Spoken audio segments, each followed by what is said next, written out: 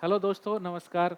आज हम डिस्कस करेंगे भारतीय अर्थव्यवस्था का एक बहुत ही महत्वपूर्ण टॉपिक है राष्ट्रीय आय। और इसमें देखेंगे कि जो राष्ट्रीय आय है वो किस प्रकार उसका मेजरमेंट है, आकलन है, किस प्रकार किया जाता है, क्या क्या उसके नॉर्म्स होते हैं, वो हम इस पर डिस्कस करेंगे। और आरपीएससी जो आरएस का जो सिलेबस है, जो भारतीय अर्थव्यवस्था है, उसमें एक राष्ट्रीय आय एक स्पेशल मेंशन किया हुआ है और हम आज उसको डिस्कस करेंगे। देखते हैं हम कि राष्ट्रीय आय, राष्ट्रीय आय, नेशनल इनकम।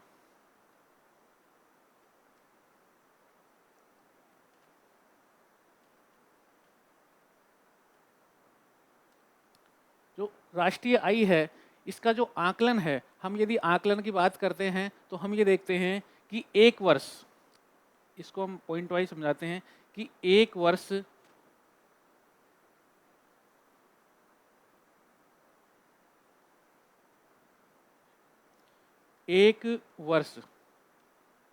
इसको हम वित्तीय वर्ष भी बोल सकते हैं या बोलते हैं वित्तीय वर्ष। यदि हम वित्तीय वर्ष की बात करते हैं या एक वर्ष की बात करते हैं तो ये 1 अप्रैल से 31 मार्च, यदि हम वित्तीय वर्ष या एक वर्ष की बात करते हैं तो एक वर्ष या वित्तीय वर्ष होगा 1 अप्रैल से 31 मार्च की जो गणना होगी वो हमारा एक वित्तीय वर्ष होगा। हम राष्ट्रीय आय है, नेशनल इनकम है, इसमें हम शामिल करेंगे कि वस्तु एवं सेवा का मौद्रिक मूल्य, वस्तु एवं सेवाओं का मौद्रिक मूल्य, वो भी भारत की घरेलू सीमा में, भारत की घरेलू सीमा में वस्तु एवं सेवाओं का मौद्रिक मूल्य, ये होगा अंतिम मौद्रिक मूल्य। हम एक और इसमें वर्ड जोड़ते हैं, अंतिम मौद्रिक मूल्य।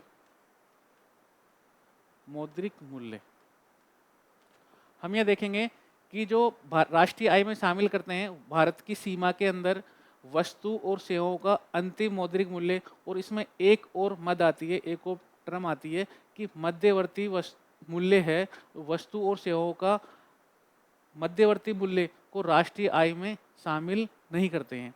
हम देखते हैं कि अंतिम मौद्रिक मूल्य क्या होता है और मध्यवर्ती मौद्रिक मूल्य क्या होता है।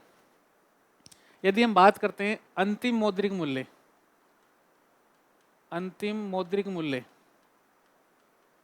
मौद्रिक मूल्य, अंतरिम मौद्रिक मूल्य वस्तु एवं सेवाओं का, सेवाओं का। अब यहाँ बात करते हैं अंतिम मौद्रिक मूल्य, जिसको हम राष्ट्रीय आय में गणना करते हैं, वो है क्या अंतिम मौद्रिक मूल्य। हम ये देखते हैं कि एक किसान है, एक किसान है और एक किसान ने जो कृषि क्षेत्र है, कृषि करके फसल उगा के एक उत्पाद का डेवलप किया, उत्पाद को जन्म दिया या जनरेट किया, आलू। यदि इसने आलू का प्रोडक्शन किया, एक किसान ने आलू का प्रोडक्शन किया और किसान मंडी जाता है और मंडी मंडी में क्या करता है कि आलू को सेल करता है, आलू को बेच देता है। अब ये आलू यदि एक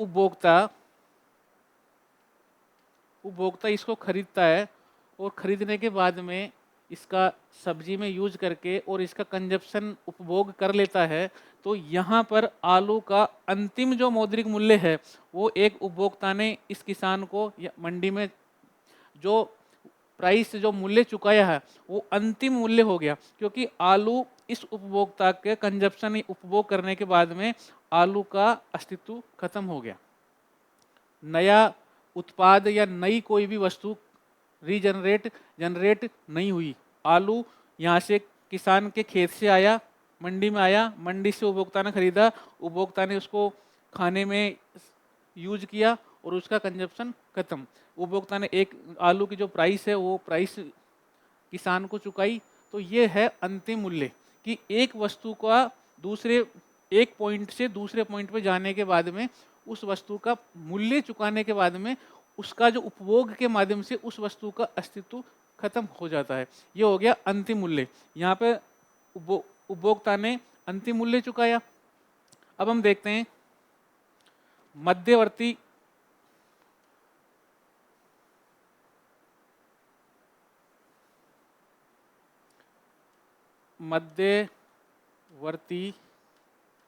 मूल्य।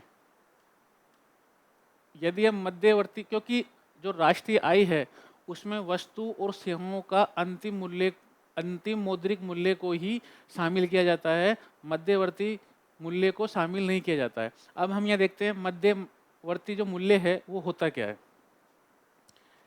हम यहाँ देखते हैं कि एक किसान है, किसान ने उत्पादन किया आलू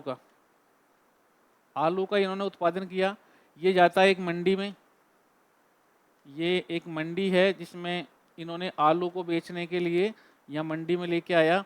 और एक कंपनी है, कोई भी कंपनी है XYZ, ये कंपनी आती है और आलू को खरीदती है। इन्होंने आलू को खरीदा, इस कंपनी ने आलू को अपने कंपनी में विनिर्माण, अब इन्होंने क्या किया, इसका विनिर्माण कर दिया, प्रोसेसिंग कर दी। और प्रोसेसिंग करके इन्होंने एक चिप्स, जो हम और आप मार्केट में देखते हैं, खाते भी हैं, बच्चे हैं अक्सर, जो चिप्स है उसकी डिमांड करते रहते हैं। तो वो जो चिप्स है,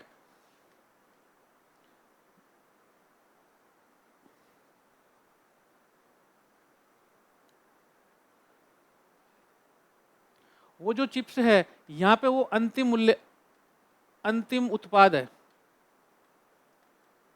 है।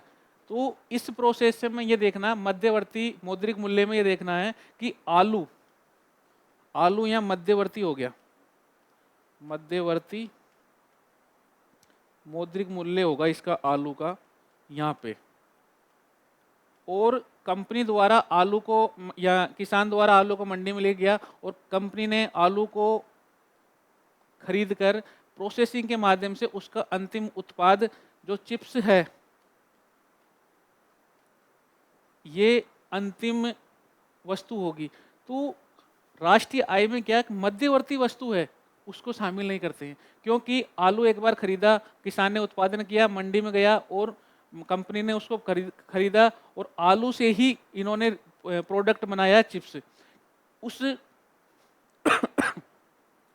उस टैक्स से बचने के लिए अब क्या है कि अंतिम जो टैक्स लगाएगी सरकार, वो इस चिप्स पे लगाएगी। तो अंतिम वस्तुओं की गणना हम करते हैं।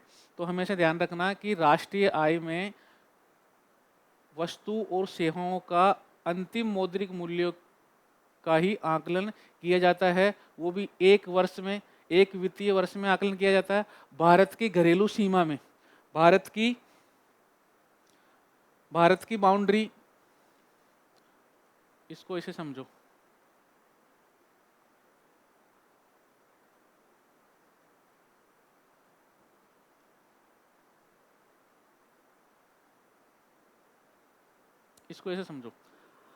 भारत की घरेलू सीमा के अंदर जो भी वस्तु और सेवाओं का अंतिम मौद्रिक मूल्य है उसको हम राष्ट्रीय आय में शामिल करते हैं।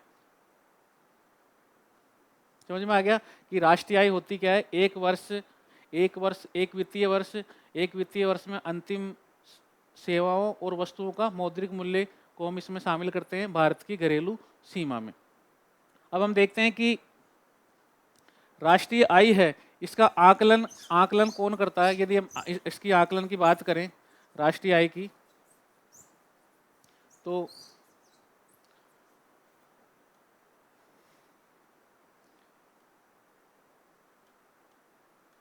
राष्ट्रीय आय का आकलन राष्ट्रीय आय का आकलन भारत में जो नई दिल्ली है, नई दिल्ली के अंदर एक संगठन है उसका नाम है केंद्रीय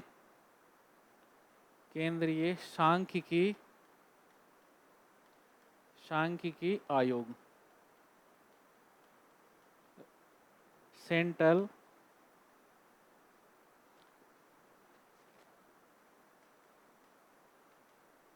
commission, ACO, central statical commission. केंद्रीय सांख्यिकी आयोग भारत में राष्ट्रीय आय का आकलन करता है। नई दिल्ली में ये नई दिल्ली में इसका कार्यालय है और भारत के अंदर राष्ट्रीय आय का आकलन ये करता है। अब हम देखते हैं राष्ट्रीय आय के घटक कौन कौन से हैं, या फिर ये बात कर सकते हैं कि राष्ट्रीय आय है जो भारतीय अर्थव्यवस्था में है, कौन कौन से घटक है उन पर आकलन किया जाता है। तो राष्ट्रीय आय, जब भी हम राष्ट्रीय आय पढ़ेंगे तो ये 4 घटक है देखेंगे। जीडीपी,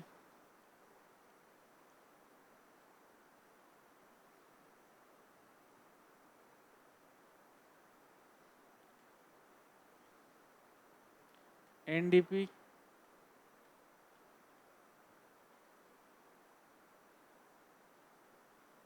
जीएनपी और एनएनपी। हम राष्ट्रीय आय में देखते हैं कि हम अक्सर सुनने में आता है जीडीपी, एनडीपी, जीएनपी, एनएनपी। यदि हम इसकी फुल फॉर्म की बात करते हैं तो ये है ग्रोस डोमेस्टिक प्रोडक्ट, सकल घरेलू उत्पाद। इसको देखते हैं हम नेट डोमेस्टिक प्रोडक्ट, शुद्ध घरेलू उत्पाद।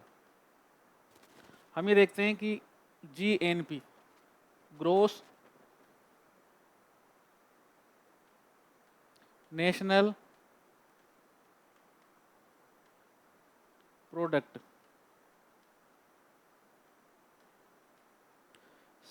सकल राष्ट्रीय उत्पाद। इसको होगा नेट नेशनल प्रोडक्ट,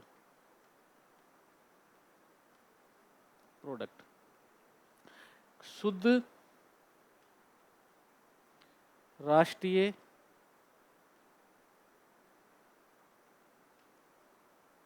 उत्पाद।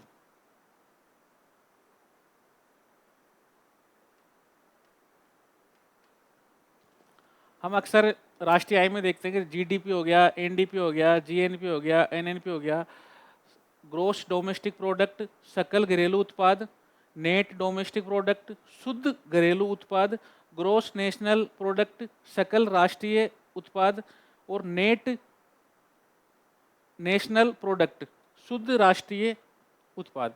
तो हम इसको एक एक करके हम इसका डिस्कस करेंगे। हम लेते हैं जीडीपी। हम यहाँ देखते हैं जीडीपी,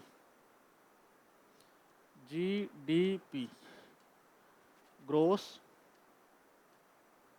डोमेस्टिक प्रोडक्ट,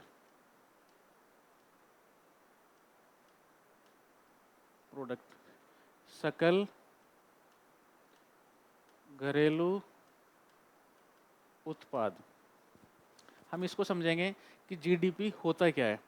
जीडीपी एक देश, इसको आराम से विस्तार से समझना है कि बार बार हम अखबार में, न्यूज में, एग्जाम में सवाल आते रहते हैं जीडीपी, एनडीपी, एनएनपी, जीएनपी। तो इसको अच्छे से समझना। राष्ट्रीय जो आय है, जो प्रति व्यक्ति आय है, वो कहीं ना कहीं ये सारे एक दूसरे से लिंक है, सारे एक दूसरे से आपस में जुड़े हुए हैं। और ये जो बेसिक है ये अगर समझ में आ जाएगा तो एग्जाम में कोई भी सवाल गलत नहीं होगा। यदि हम बात करते हैं कि जीडीपी को आकलन किस प्रकार किया जाता है, जीडीपी में क्या क्या मददें शामिल की जाती है, तो हम इसको देखेंगे कि जीडीपी में भारत की घरेलू सीमा। अब सबसे बड़ा सवाल है भारत की घरेलू सीमा क्या है, तो हम इसको देखते हैं भारतीय घरेलू सीमा की। ये हम देखते हैं कि ये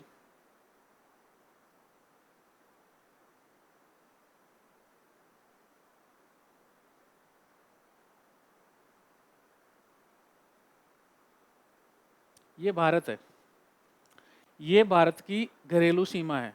लेकिन ध्यान रखना कि ये तटीय राज्य है, तो यहाँ से लेकर और ये यहाँ तक ये 12 नॉटिकल मील है। इसको बोलते हैं आंतरिक क्षेत्र। आंतरिक क्षेत्र भारत की घरेलू सीमा में ये जो आंतरिक क्षेत्र है 12 नॉटिकल मील है।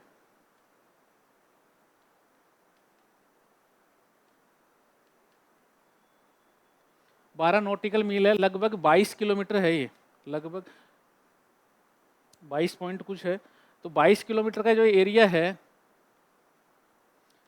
22 किलोमीटर का जो एरिया है भारत का आंतरिक क्षेत्र है, और इस पर पूर्ण एकाधिकार है। पूर्ण एकाधिकार है 100%। 100%। तो भारत की जो घरेलू सीमा है, भारत की जो घरेलू सीमा होगी वो कंप्लीट ये वाला एरिया होगा। ये पूरी एरिया, ये पूरा हमारी जो जीडीपी आएगी, ये भारत की घरेलू सीमा के अंदर ये सारा एरिया, ये हमारी पूर्ण तटीय सीमा तो है ही, साथ में 12 नॉटिकल मील जो हमारा आंतरिक क्षेत्र है उस पर हमारा 100% अधिकार है। और 100% अधिकार है तो हमारे घरेलू सीमा के अंतर्गत ये सारा का सारा एरिया हमारे घरेलू सीमा में आएगा। अब होता क्या है, यहाँ देखते हैं कि इसमें एक पॉइंट ये देखते हैं कि जीडीपी में भारत के नागरिक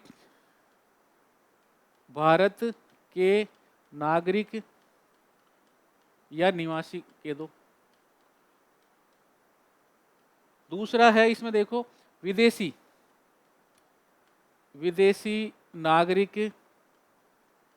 नागरिक या कंपनी जो भारत में आके कार्य कर रही है। भारत के नागरिक और विदेशी नागरिक या कंपनी, भारत के नागरिक या कंपनी जो भारत के घरेलू सीमा के अंदर वस्तु और सेवाओं का व्यापार कर रही है, वस्तु और सेवाएं अवेलेबल करवा रही है।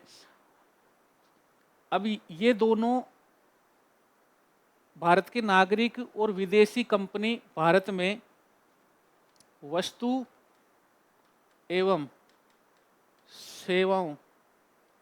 सेवाओं का अंतिम मौद्रिक मूल्य अंतिम मौद्रिक मूल्य को हम जीडीपी में शामिल करते हैं। एक वर्ष, वित्तीय वर्ष होगा हमारा, एक वर्ष वित्तीय वर्ष 1 मार्च से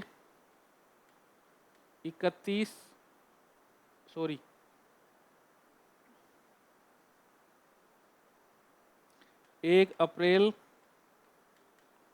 से 31 मार्च।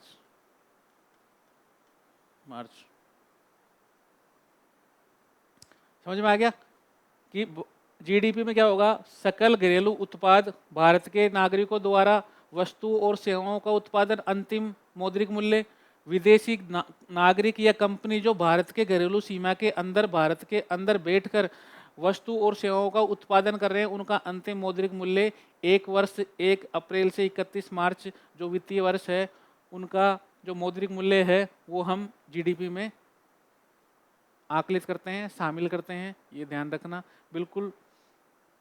बार बार ये जीडीपी एग्जाम में, कई बार एग्जाम में पूछा जाता है कि विदेशी जो भारतीय कंपनी जो विदेशों में है,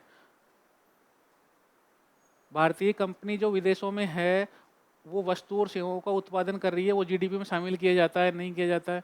तो ये बारीक छोटी छोटी टर्म्स है, ये आपको ध्यान रखना है। इसमें भारत की सीमा के अंदर भारत के नागरिक हो या कंपनी हो, विदेशी नागरिक हो या कंपनी हो, जो भारत के अंदर वस्तु और सेवाओं का उत्पादन कर रही है उनका अंतिम मौद्रिक मूल्य है, वो हम जीडीपी में शामिल करते हैं। अब हम नेक्स्ट देखते हैं एनडीपी। एनडीपी ये नेट डोमेस्टिक प्रोडक्ट, शुद्ध घरेलू उत्पाद। अब इसको हम देखते हैं कि अभी हमने जीडीपी देखा, जीडीपी के बाद में ये आया एनडीपी। एनडीपी में शुद्ध घरेलू उत्पाद। अब हम शुद्ध किसको मानेंगे? बिल्कुल नेट। नेट हम देखते हैं कि इसको निकालते हैं, जीडीपी हो गया, जीडीपी, जीडीपी माइनस, यदि हम जीडीपी में से ऐसा क्या घटाएं कि हमारा नेट शुद्ध घरेलू उत्पाद आ जाए, तो जीडीपी में से हम डिप्रिसिएशन,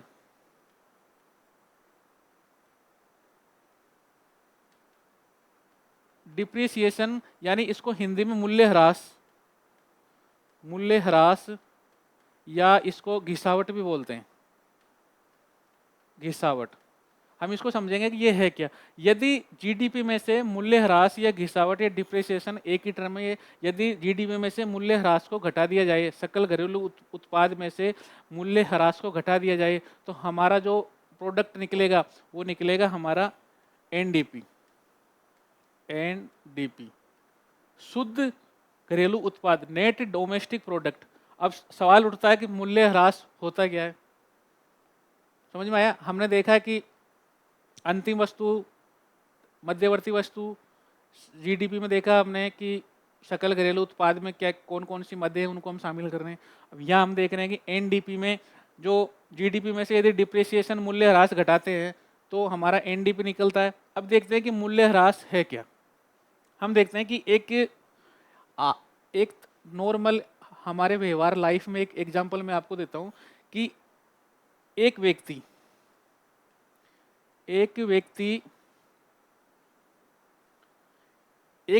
ने एक बाइक को ओला उबर में लगा रखी है, ओला उबर में लगा रखी है और वो 10,000 रुपये मंथली उसमें कमाता है, 10,000 मंथली कमाता है। एक साल में, एक वित्तीय वर्ष में वो 1,20,000 वो अर्निंग कर रहा है। समझ में आ गया? ये उसका हो गया जीडीपी। एक व्यक्ति की जीडीपी क्या है? 1,20,000 रुपये उसकी जीडीपी होगी। एक साल में एक व्यक्ति 1,20,000 रुपये कमा रहा है और वो उसकी होगी सकल घरेलू उत्पाद, टोटल उसकी वैल्यू होगी। बड़े आराम से समझना, आज के बाद में कभी नहीं बोलोगे जीडीपी और एनडीपी में अंतर क्या है। समझ में आ गया? 1,20,000 रुपये ये उस व्यक्ति की सकल घरेलू उत्पाद है। अब हम देखते हैं कि ये बाइक जो मोटरसाइकिल चला रहा है, लेकिन ये क्या करता है कि हर महीने गाड़ी की कंडीशन को अच्छी रखने के लिए हर महीने सर्विस करवाता है। उसका ऑयल, पेट्रोल, कोई नट बोल्ट या कोई भी उसमें वायरिंग है वो उसमें चेंज करवाता है और उस गाड़ी को इस प्रकार रखता है कि वो उसको किसी भी कंडीशन में उसको धोखा नहीं दे, प्रॉपर सपोर्ट करे। अब इसमें क्या करता है, वो 1,000 रुपये हर महीने गाड़ी के ऊपर खर्च करता है, गाड़ी के ऊपर, क्योंकि गाड़ी एक महीने चल रही है, उसकी घिसावट हो रही है, कुछ न कुछ उसमें ट्यूब चेंज करवा लिया, टायर चेंज करवा लिया, कुछ न कुछ सर्विस करवा ली, ऑयल चेंज करवा लिया। पर मंथ ये 1,000 रुपये उस गाड़ी में लगाता है, सर्विस करवाता है। 12 महीने में उसने 12,000 रुपये खर्च कर दिए। किस पर? सर्विस पर। 12,000 रुपये उसने सर्विस पर खर्च कर दिए। तो हम ये देखेंगे कि उसकी जो जीडीपी थी, ये जो 1,20,000 जो जीडीपी है, जीडीपी, और ये जो 12,000 इसने खर्च किया, ये खर्च हुआ है, ये मूल्यह्रास घिसावट, ये हुआ है, उसका मूल्यह्रास हुआ है, उसकी घिसावट हुआ है, डिप्रिसिएशन हुआ है गाड़ी का। तो हमेशा ये ध्यान रखना कि जो जीडीपी है, जीडीपी में से यदि हम मूल्यह्रास घटा देंगे तो हमारा एनडीपी आ जाएगा, और ये 12,000 इसमें से घटाया तो 1,08,000 जो जीडीपी आई इस व्यक्ति की, ये नेट आई, ये एनडीपी आई। समझ में आ गया? बिल्कुल सिंपल सा उदाहरण मैंने आम जनमानस से एक एग्जाम्पल उठा के आपको समझाया है। सेम यही कंडीशन राष्ट्रीय, नेशनल लेवल पर होती है कि भारत की जो सकल घरेलू उत्पाद है, जीडीपी है, उस जीडीपी में से मूल्यह्रास कंपनियों का, व्यक्तियों का खर्चा, रोड का, जो भी सरकारी वाहन है उनमें खर्चा, वो सारा मूल्य ह्रास घटाने के बाद में, घिसावट को कम करने के बाद में जो जो नेट आय निकल के आती है वो एनडीपी होगी। ये ध्यान रखना, शुद्ध घरेलू उत्पाद। समझ में आ गया? अब हम नेक्स्ट देखते हैं। अब मैंने दो दो टर्म्स अभी जीडीपी देख ली, नेशनल इनकम देख ली,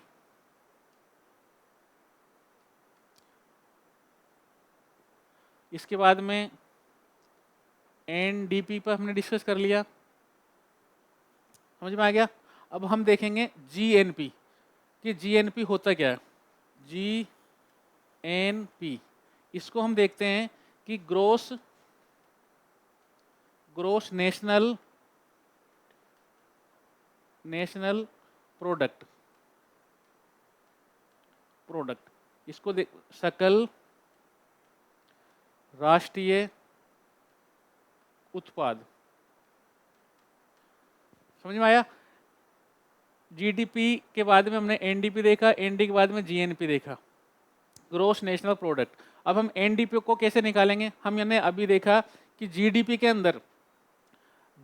अंदर भारत के नागरिकों की आय भी शामिल है, भारत में जो कंपनियां हैं भारतीयों की उनकी आय भी शामिल है, विदेशी जो नागरिक है भारत में आके यदि किसी कंपनी में या किसी कंपनी में रोजगार प्राप्त कर रहे हैं, कोई कंपनी लगाकर रोजगार प्राप्त कर रहे हैं, आय प्राप्त कर रहे हैं, उनकी भी शामिल होती है जीडीपी में। उनका भी लास्ट अंतिम जो मौद्रिक मूल्य है वस्तु और सेवाओं का, सबका, भारतीयों या विदेशियों सबका हम जीडीपी में शामिल करते हैं।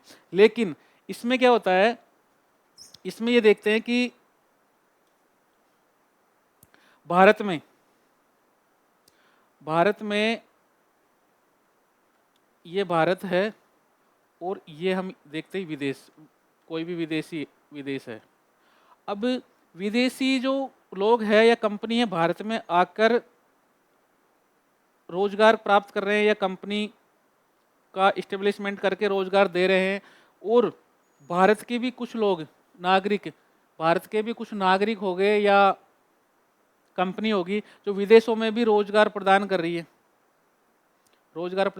और कंपनी लगाकर रोजगार दे रही है।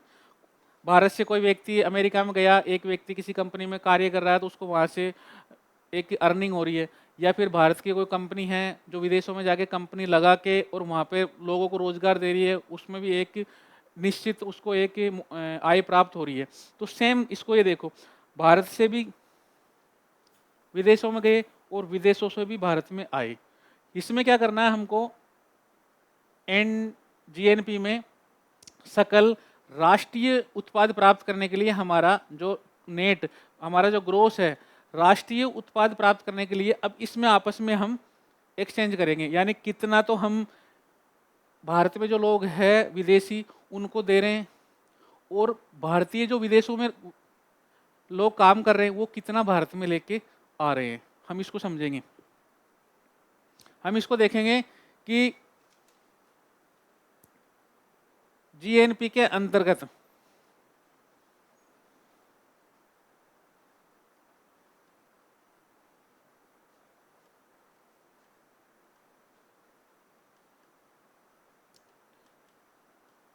नेशनल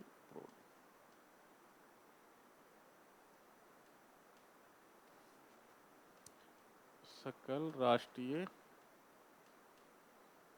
उत्पाद, ठीक है। सकल राष्ट्रीय उत्पाद में हम देखेंगे कि केवल भारतीयों द्वारा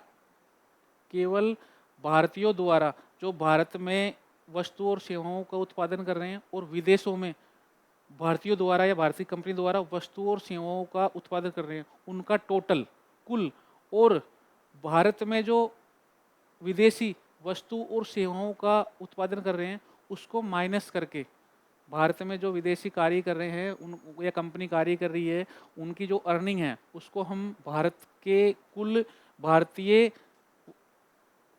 की घरेलू सीमा में, और विदेशों से जो भारतीय लोग जाकर जो कंपनी है या भारतीय जो एक व्यक्ति है जो कार्य कर रहा है उनकी दोनों को टोटल जोड़ के, और जो भारत में विदेशों से जो लोग काम कर रहे हैं उनको घटाने के बाद में जो अंतिम प्रोडक्ट आएगा वो आएगा जीएनपी। हम इसको इस प्रकार डिस्कस कर सकते हैं कि जीएनपी बराबर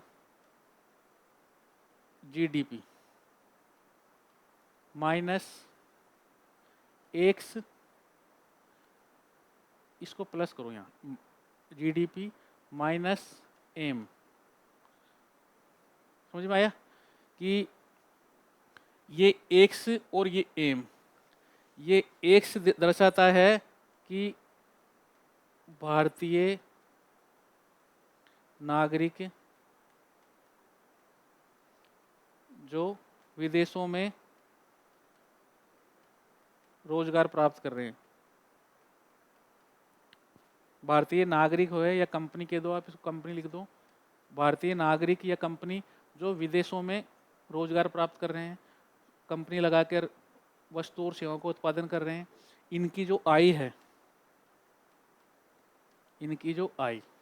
दूसरा हम ये देखते हैं कि एम, ये एम है, ये क्या करता है,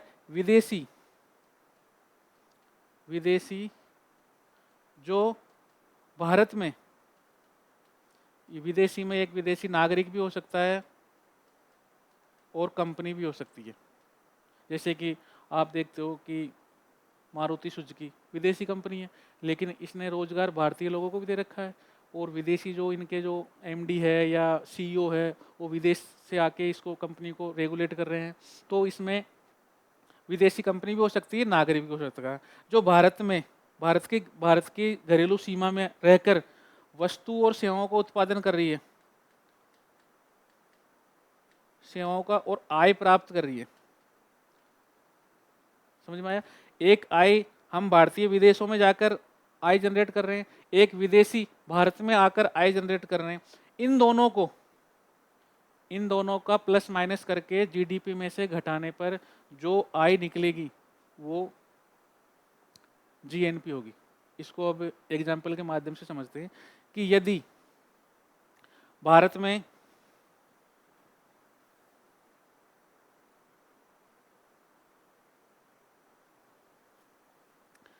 भारत की जीडीपी मान लो कि 100 रुपये है, 100 रुपये भारत की जीडीपी है वर्तमान में। अब इस 100 में मैंने आपको बताया इस जीडीपी में क्या था कि भारत के नागरिक या कंपनी भारत की, और भारत के अंदर विदेशी या विदेशी कंपनी जो भारत में है, ये भारत की घरेलू सीमा में है, भारत की घरेलू सीमा, ठीक है। इस जीडीपी में दोनों आ रहा। अब हम क्या कर रहे हैं कि जीएनपी प्राप्त करने के लिए जो विदेशी कंपनी है, ये जो विदेशी कंपनी है या विदेशी नागरिक है, इसकी जो आय है, अब माना कि ये भारत से 20 रुपये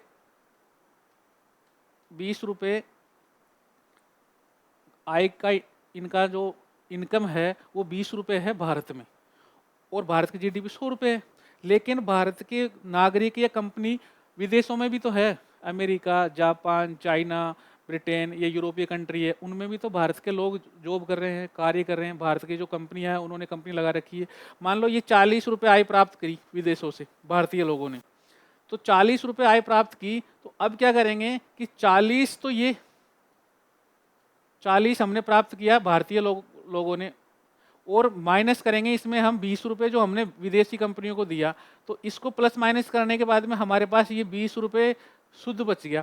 तो जो 20 रुपये बच गया, इस 20 रुपये को हम हमारी जीडीपी में जोड़ देंगे, तो हमारा जो जीएनपी आएगा वो आएगा 120 रुपये। हमारा सकल राष्ट्रीय उत्पाद आ गया जीएनपी, कि हमारी जीएनपी कितनी है, 120 रुपये।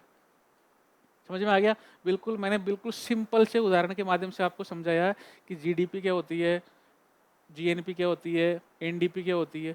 बिल्कुल सिंपल सा, एक बच्चों की तरह, बिल्कुल एक आप ये कह सकते हो कि क्लास 6-7 क्लास में जो बच्चा है वो भी इसको आराम से समझ लेगा। अब हम देखते हैं कि नेक्स्ट एनएनपी। एनएनपी मैं आपको फिर रिमाइंड कराऊंगा कि हमने जीडीपी देखा, हमने एनडीपी देखा, और हमने जीएनपी देखा। हमने ये 3 टर्म्स देखने के बाद में चौथी टर्म्स है हमारी एनएनपी,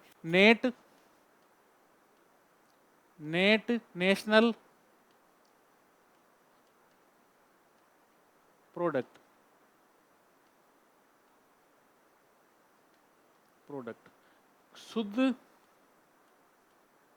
शुद्ध राष्ट्रीय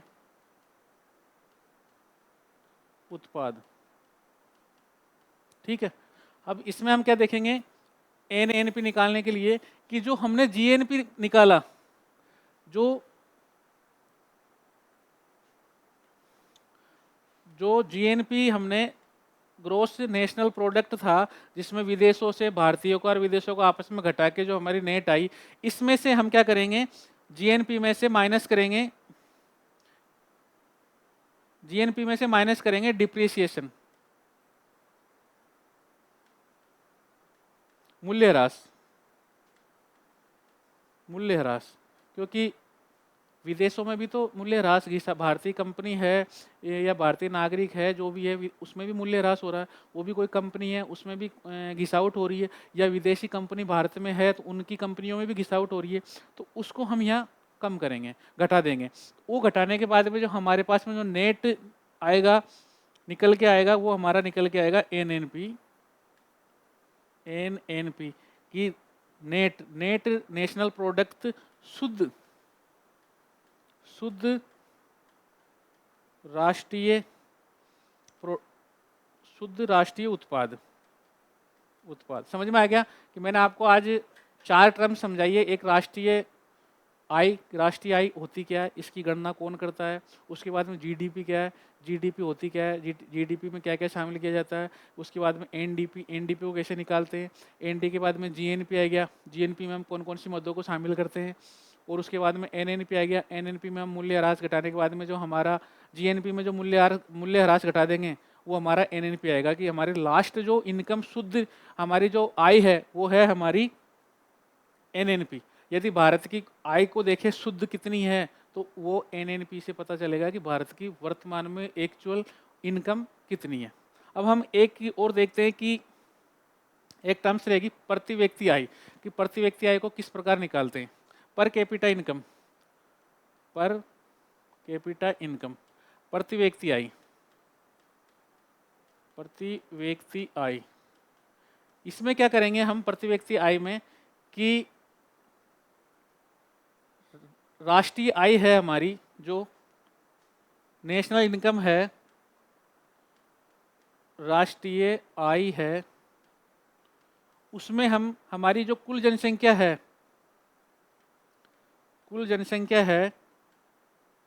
उसका हम यदि भाग देते हैं तो हमारी प्रति व्यक्ति आय निकलेगी।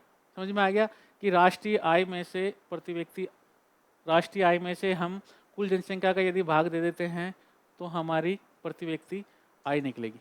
अब मैं आपको एक समझाता हूँ एक चीज़, कि राजस्थान का जो आरएस का सिलेबस है, उसमें राष्ट्रीय आय भारतीय अर्थव्यवस्था में एक राष्ट्रीय आय का टॉपिक है। तो सबसे पहले तो आपको जो सिलेबस के जो कीवर्ड है, वो सारे के सारे आपको ध्यान रखने हैं, राष्ट्रीय आय। ठीक है, उसके बाद में आपका बेस, जिसको हम बोलते हैं, कई बार सुना है आपस में कि यार उसका बेसिक अच्छा है इकोनॉमिक्स का, या पॉलिटी का, यार उसका बेसिक अच्छा है।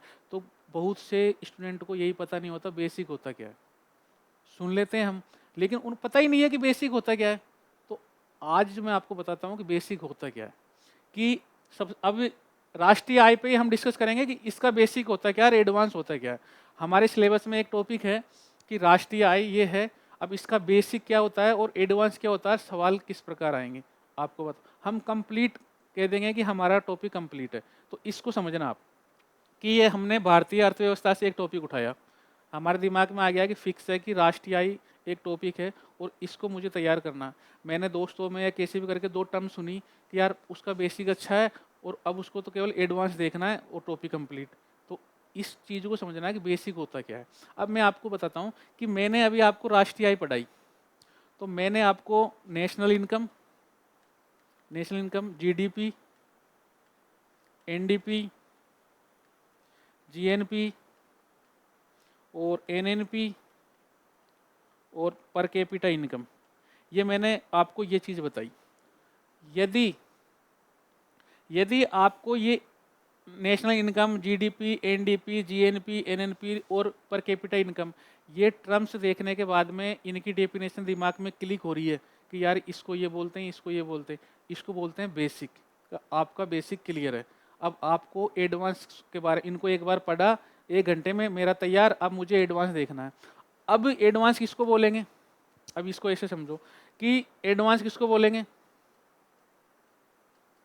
इस एडवांस किसको बोलेंगे? ये तो हमारा टॉपिक हो गया, ये हमारा बेसिक कॉन्सेप्ट हमारे क्लियर है। अब हम एडवांस किसको बोलेंगे? एडवांस हम उसको बोलेंगे कि 2023-24 बजट, जो भारत सरकार का जो बजट आया है उसको हम अपडेट करेंगे। एनडीपी को, जीएनपी को, एनडीपी, एनएनपी को, पर कैपिटा को अपडेट क्या होगा कि वर्तमान में हमारी राष्ट्रीय आय कितनी है, वो डेटा हमें ध्यान रखना है। जीडीपी हमारी कितनी है, कितना परसेंटेज ग्रोथ हुई, वो हमें ध्यान रखना है। एनडीपी कितना है, कितना वर्तमान में क्या है, पिछले साल के तुलना में हमारा जीडीपी कितना रहा, एनडीपी कितना रहा, पर कैपिटा इनकम कितनी रही, राष्ट्रीय आय कितनी।